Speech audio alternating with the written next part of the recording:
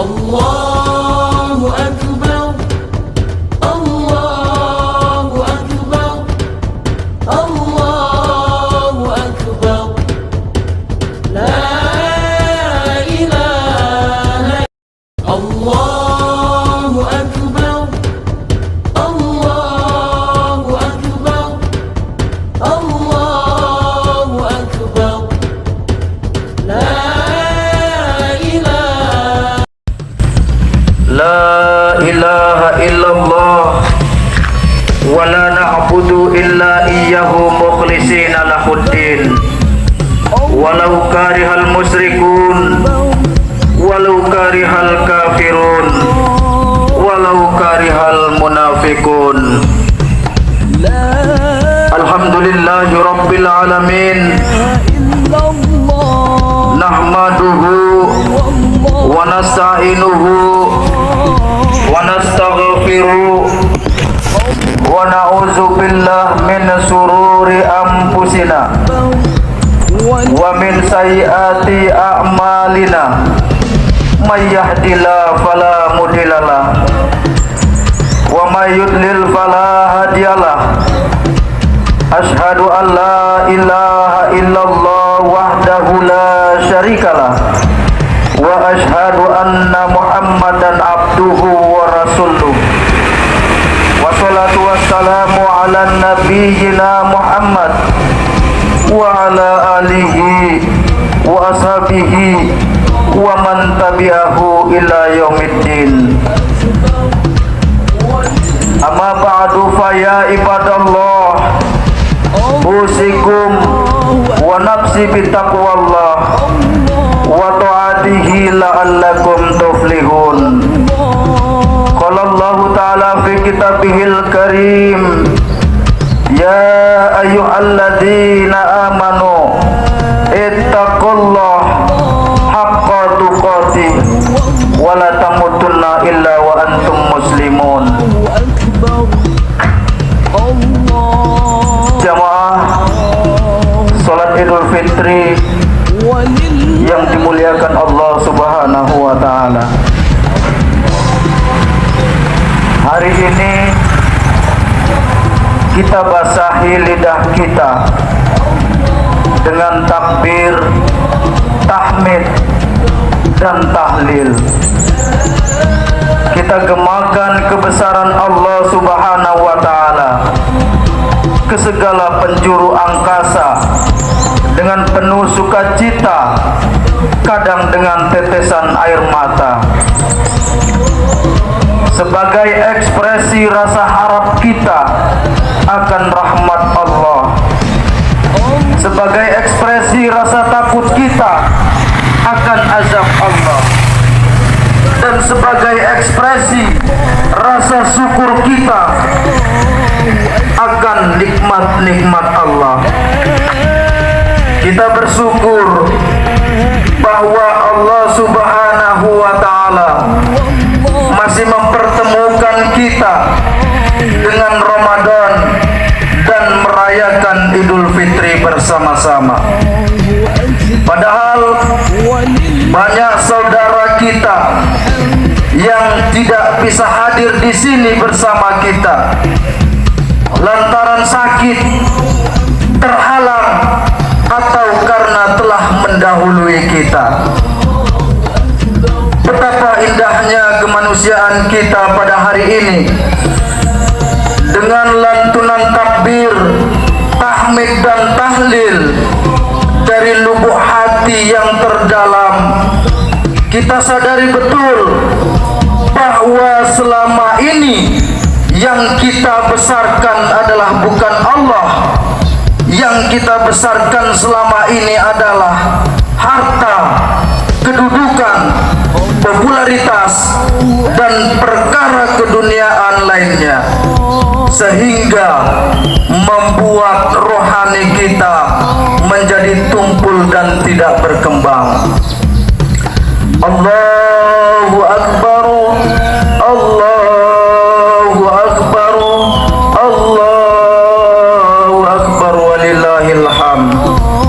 Jamaah salat Idul Fitri yang dimuliakan Allah Subhanahu wa taala. Di setiap kesempatan Idul Fitri yang mubarak, kita akan teringat sebuah peristiwa yang memberikan ibrah dan pelajaran bagi kita. Sebuah peristiwa yang dialami Rasulullah Sallallahu Alaihi Wasallam. Ketika itu Rasulullah berada di Madinah. Selepas melaksanakan sholat Idul Fitri, Rasulullah berjalan menyalami jamaah dan warganya. Sampai di suatu tempat di sudut sebuah kota, Rasulullah melihat ada seorang anak kecil yang duduk sambil menangis terseduh-seduh. Lalu baginda Rasulullah menghampiri anak tersebut dan Rasul berkata, "Ya bunayya, ya anakku, kenapa engkau menangis di hari yang penuh bahagia ini, di mana teman-teman seusiamu sedang merasakan kebahagiaan bersama keluarga mereka, bersama orang tua mereka, merayakan hari kemenangan. Tapi kenapa engkau malah menangis, wahai anakku?" Kata Rasul. Anak kecil tersebut tertunduk lesu sambil menangis, menjawab pertanyaan Rasulullah,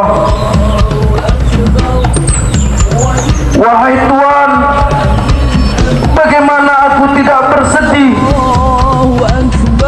Bagaimana aku tidak menangis saat teman-teman usiaku mereka memakai pakaian yang baru, mereka berkumpul bersama keluarga mereka, mereka bisa berdekatan dengan ayah dan ibunda mereka, mereka bisa menikmati hidangan yang enak di hari raya. Tapi aku, wahai Tuan, aku tidak bisa merayakan seperti mereka, dikarenakan orang tuaku berjuang bersama Rasulullah." Anak kecil ini tidak tahu kalau yang di hadapannya dan yang diajak bicara adalah baginda Rasulullah Sallallahu Alaihi Wasallam. "Wahai Tuan, bagaimana aku tidak bersedih? Ayahku ikut berperang bersama Rasulullah, lalu ayahku meninggal dunia. Ayahku syahid berjuang bersama Rasulullah. Ibuku menikah lagi dan mengikuti suaminya. Lalu tinggallah aku seorang diri." Mendengar penjelasan anak kecil tersebut, Rasulullah menangis dan berkata, "Wahai anakku, maukah engkau Aisyah sebagai ibumu, Ali sebagai pamanmu, dan Hasan Husain sebagai sepupumu?" Anak ini terperanjat dan terbangun, mengangkat kepalanya menghadap wajah Rasulullah. Dia sadar orang yang di hadapannya adalah Rasulullah Sallallahu Alaihi Wasallam. Anak tersebut memeluk Rasulullah. "Ya Rasulullah, ya Rasulullah, aku ingin ya Rasulullah, aku ingin ya Rasulullah." Lalu anak kecil tersebut diajak pulang oleh Rasulullah.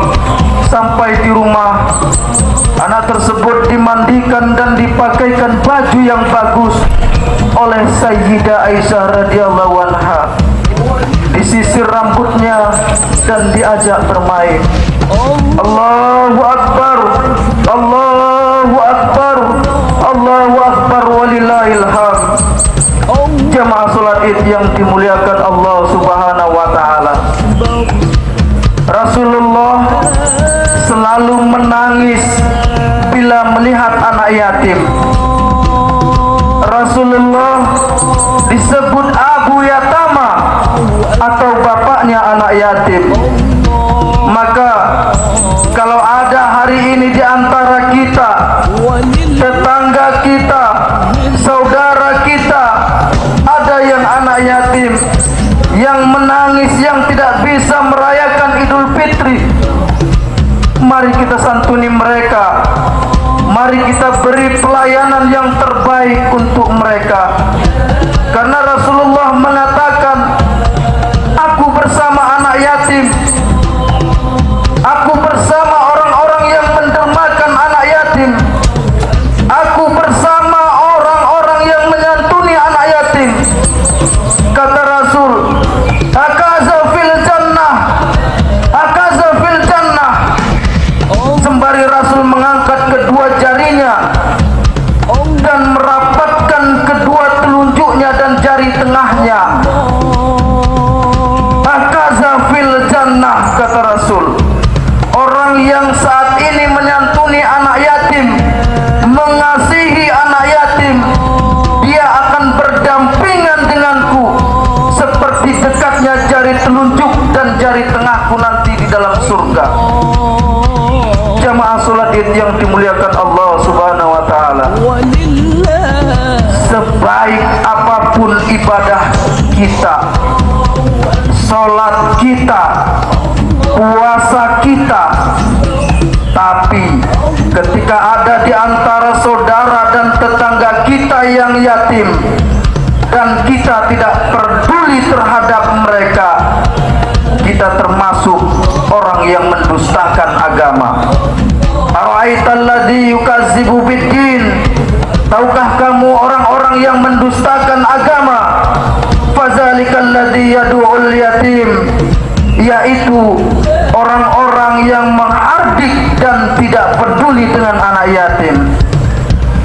Maka untuk itu, kalau ada hari ini keluarga kita, saudara kita, tetangga kita, siapapun dia yang tidak memiliki ayah, yang dia yatim, mari bersama-sama kita santuni mereka. Mari kita berbuat terbaik untuk mereka. Allahu Akbar, Allahu Akbar, Allahu Akbar, walillahil hamd. Jamaah salat Id yang dimuliakan Allah Subhanahu wa taala. Ini kisah yang pertama. Selanjutnya, kisah kedua yang dapat menjadi ibrah dan pelajaran buat kita adalah pada zaman Rasulullah ada seorang pemuda, sahabat Rasulullah yang bernama Alqamah. Alqamah adalah sahabat yang sangat taat, taat sholatnya, taat puasanya, taat ibadahnya, dan taat kepada Rasulullah Sallallahu Alaihi Wasallam. Namun di akhir hayatnya, ketika sakratul maut, Alqamah tidak dapat mengucapkan kalimat la ilaha illallah. Alqamah keluh lidahnya, Alqamah kaku lisannya, tidak bisa mengucapkan kalimat la ilaha illallah di saat sakratul maut. Lalu istri Alqamah mendatangi para sahabat Nabi dan mengatakan, wahai sahabat Rasulullah, sekarang suamiku Alqamah sedang sakratul maut. Dia tidak bisa mengucapkan kalimat la ilaha illallah. Dia tidak bisa mengucapkan kalimat itu karena lisannya kaku, lidahnya keluh. Lalu sahabat bergegas menyampaikan kepada Rasulullah, wahai Rasulullah, saat ini Alqamah lagi merasakan sakratul maut, tapi Alqamah tidak bisa mengucapkan kalimat la ilaha illallah.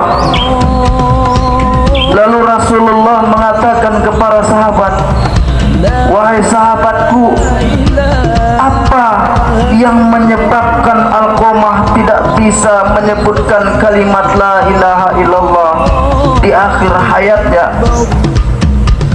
Lalu ditanyalah istrinya, wahai istri Alqamah, apakah Alqamah masih mempunyai orang tua? Apakah Alqamah masih punya ayah?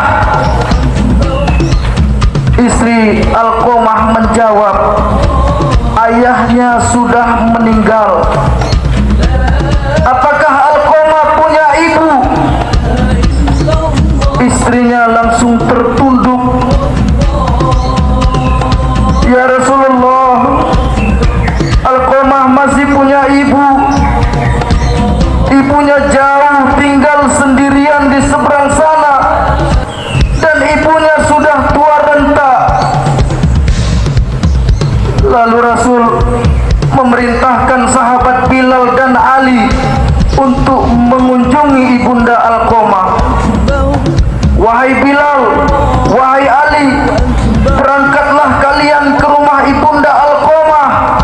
Tanyakan kepada ibunya, apakah yang menyebabkan Alqamah sehingga tidak bisa mengucapkan kalimat la ilaha illallah. Sampai di depan rumah ibunda Alqamah, Bilal dan Ali menghampiri ibunda Alqamah yang sudah tua renta.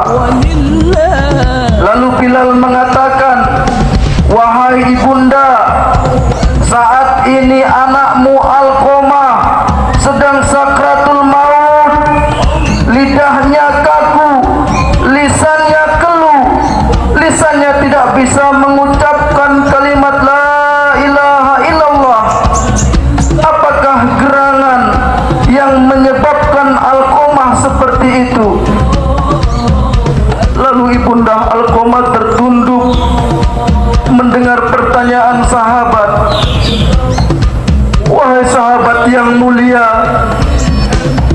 Alqamah itu anak yang taat. Alqamah itu anak yang soleh, ibadahnya rajin. Aku salut kepadanya, aku bangga kepadanya. Tetapi setelah Alqamah menikah, kata ibunda Alqamah, Alqamah meninggalkan aku.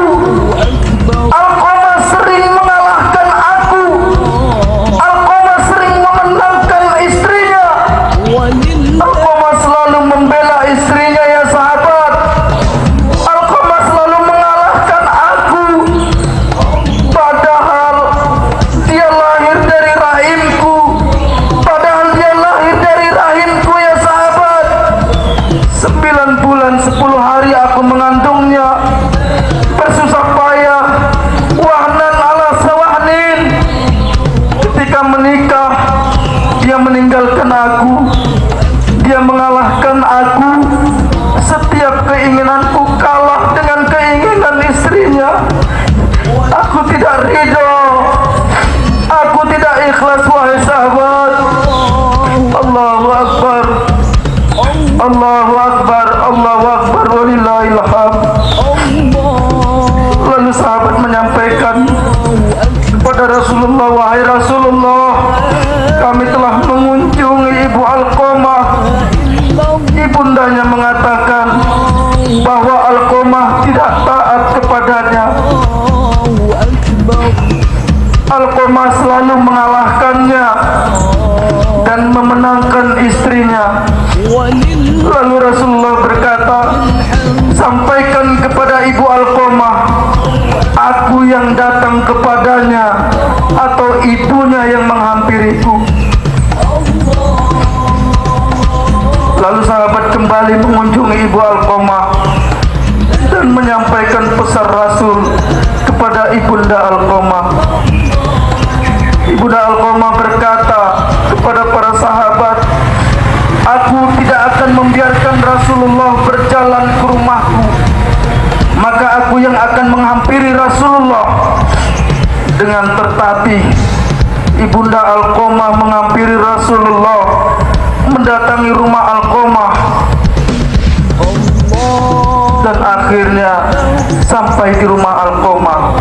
Lalu Rasulullah berkata, wahai ibunda Alqamah, saat ini anakmu sudah sekarat, dia sudah sakratul maut, dia tidak bisa mengucapkan kalimat la ilaha illallah, bibirnya kaku, lisannya keluh.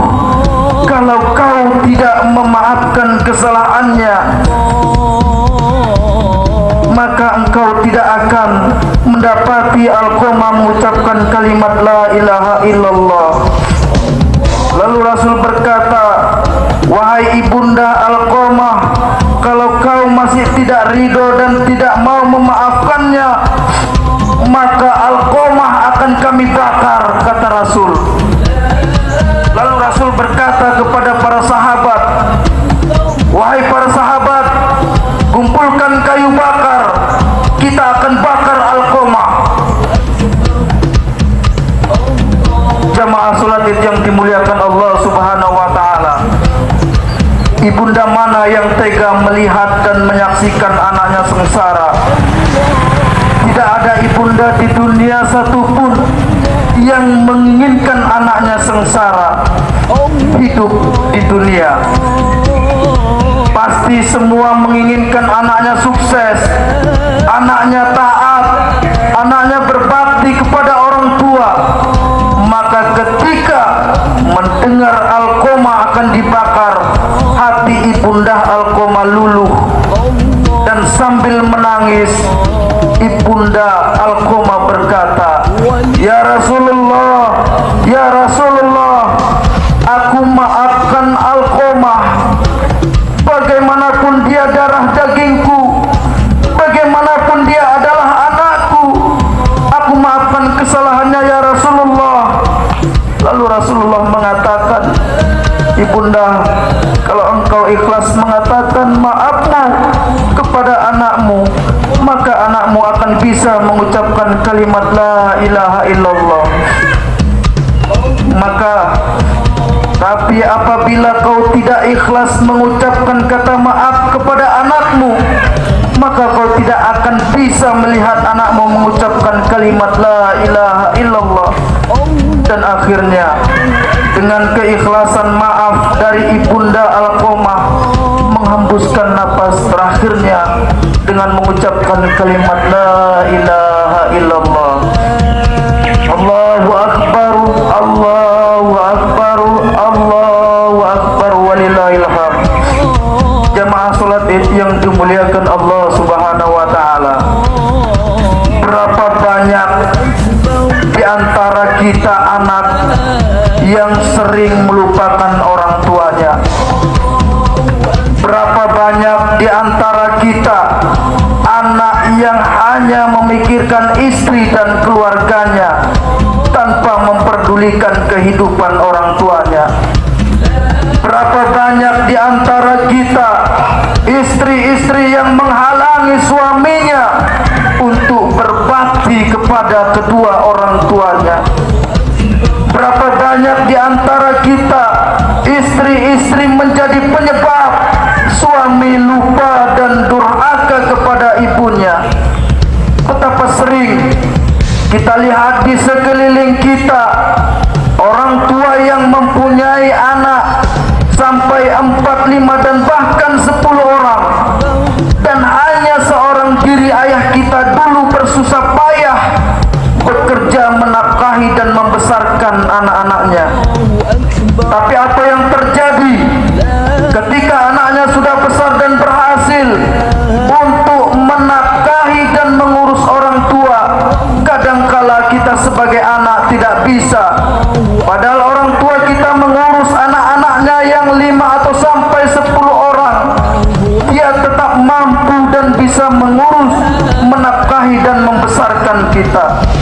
Namun sebaliknya, kita sebagai anak yang sudah tumbuh besar, sudah sukses dan berhasil untuk menafkahi ibu atau bapak satu orang saja, kadang orang tua kita oper-oper. Astagfirullah, ibu datang ke sana, ke tempat kakak, ibu datang ke sini, ke tempat abang. Jangan lama-lama di rumah,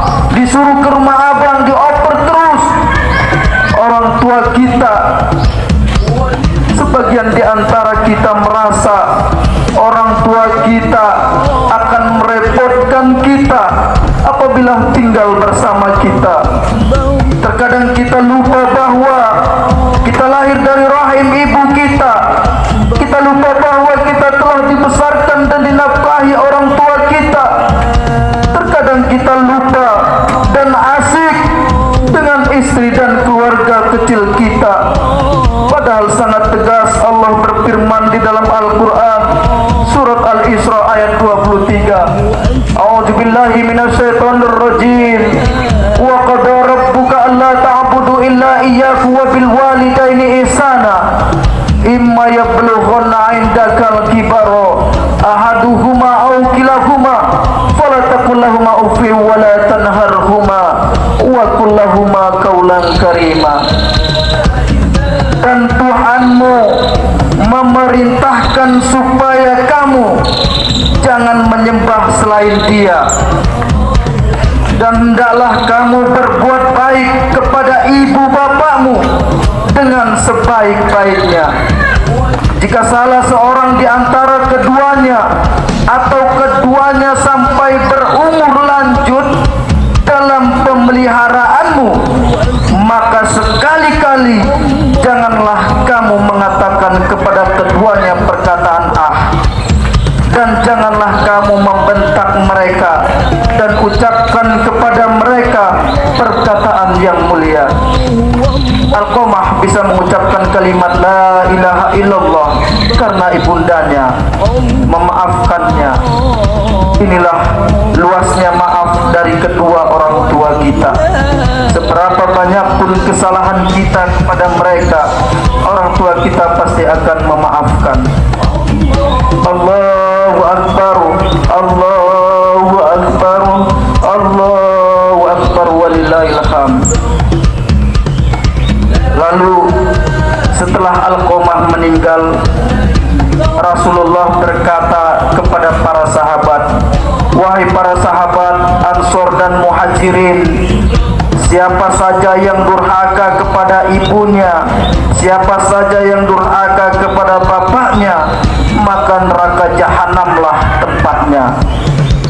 Maka kepada kita semua, dimanapun orang tua kita, kalau orang tua kita masih ada, datangilah orang tua kita, cium tangannya, cium kakinya, peluk tubuhnya, katakan ibu ayah maafkan kami, doakan dan ridhoi kami anak-anakmu agar kami dapat selalu berbakti kepadamu. Allahu Akbar, Allahu Akbar, walillahil hamd. Jamaah salat Idul Fitri yang dimuliakan Allah Subhanahu wa taala. Demikianlah khutbah Idul Fitri yang singkat ini. Semoga dapat menjadi ibrah dan pelajaran bagi kita agar dapat menjalani kehidupan yang fana ini dengan keridhaan Allah dan keridhaan orang tua. Semoga Allah memberikan kebahagiaan kepada kita, kebahagiaan dunia dan akhirat.